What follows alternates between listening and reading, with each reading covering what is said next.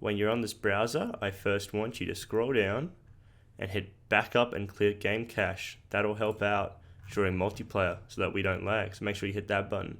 And then very simply, you just hit play. Alright, now that you've loaded in, simply hit multiplayer. You can change your name in this little icon here. And then all you have to do to join me, connect server ID, put your ID there that I always paste, you know, the big long code of numbers that's like that, and then the password that I usually put is normally 1234, and then you hit join. Okay, once you're in the game, you have an entire map of all these countries. Simply pick a country that you'd like to play. Once you've loaded in, this is your country, you can see your troops, you can see your units. What I like to do first is you can individually click on units, or you can hold down and select all of them with this big box, and it selects all the units in that area. Then what you can do is put them under an army group, right?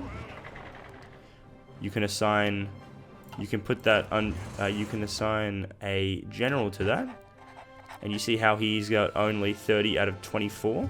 If you hover over it, it says Erwin Rommel is currently leading 30 divisions and is capable of efficiently leading 24.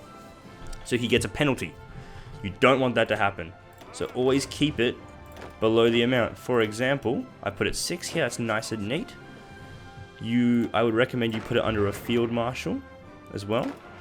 You can put a general on that and put a field marshal on this. Essentially, the reason why you do this is these generals have buffs. For example, this one has a skill 3 in attack, so it gets bonus attack, skill 4 in defense, so it gets bonus defense. You get the idea, and they also have some extra perks here. And as you fight, they'll gain experience, which you can use to give them more medals. Now, you might be a little bit confused right now. In the top left, you have your flag. Very simply, this is your government.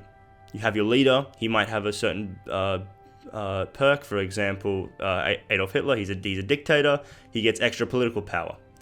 You've got your spirits, which is just essentially modifiers to your country, and they'll help you build things and trade. These are your laws. For example, you can go to war economy to get access to more factories. I'll explain that more. Political advisors, this is your cabinet. Essentially, they all have different perks.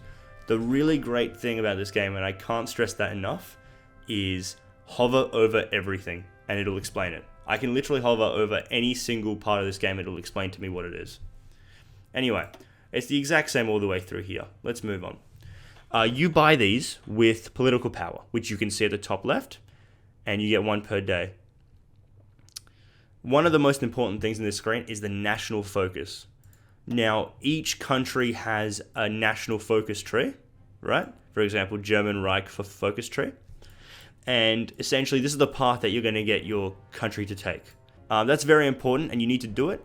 If you click on it, once again, if you hover over anything or click on it, it will tell you exactly what it means. Stability is essentially how stable your country is. The higher it is, the better it is. You get a lot of buffs, as you can see. Exact same thing with war support. Now, manpower. Manpower is very important in this game. You always want it above 0. If it's not above 0, as your troops are fighting, they can't replenish or get new, fresh soldiers to the front line. And so essentially what that means is your units will end up dying and deleting. And you never want that to happen. And you can increase your manpower by simply going to this and increasing the manpower law and getting a higher percentage of your population. Decisions. Decisions are things that you can do. 9 out of 10 in the base game, you don't need to worry about it. So I would forget about it if I were you. But essentially, I can pay political power to decrease democracy or decrease communism. You get the gist.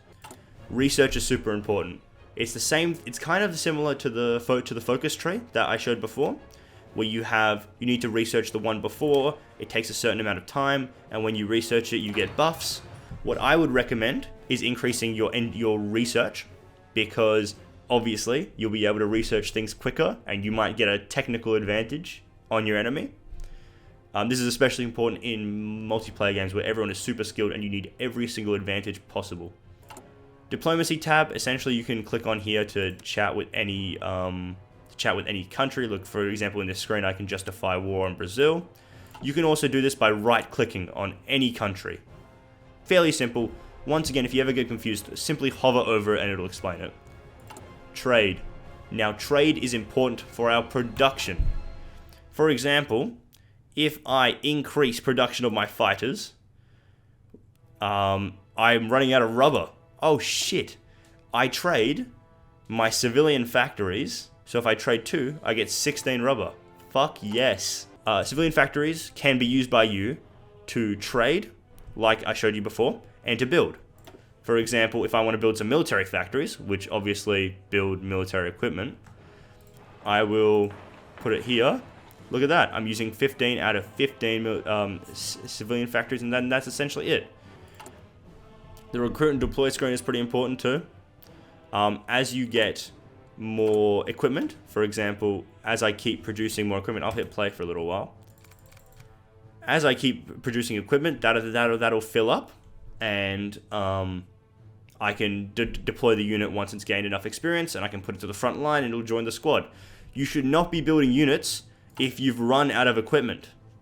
Because if you're in a war and you've run out of equipment on the front line, or you're in the negative and you're fighting someone, obviously you're not going to be able to resupply the troops on the front line, and they're just going to die, and you're going to just lose a ton of manpower, which is even worse. I recommend only building units if you're in the positive for guns. That's essentially what I'm trying to say here. Any alerts will pop up on the top. So for example, the game is telling me I haven't researched, I'm not using my research. Now, click on your field marshal.